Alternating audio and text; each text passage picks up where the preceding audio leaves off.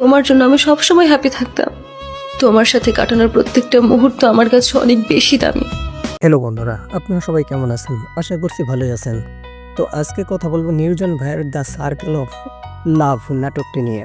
তা the circle of love নাটকটি এত সুন্দর লেগেছে আমার কাছে, এত সুন্দর লেগেছে, যারা দেখেননি তারা দেখলে অবশ্যই আপনারাও প্রশংসা করতে বাধ্য হবে। আর নির্জন ভাই মানেই তো সুপার ডুপার হিট নাটক উপহার দিয়ে থাকেন। তো নির্জন ভাইয়ের যতগুলো নাটক আছে সবগুলো নাটকই অসাধারণ লাগে আমার কাছে। তো দ্য সার্কেল অফ লাভ নাটকটিও আমার কাছে অসাধারণ লেগেছে।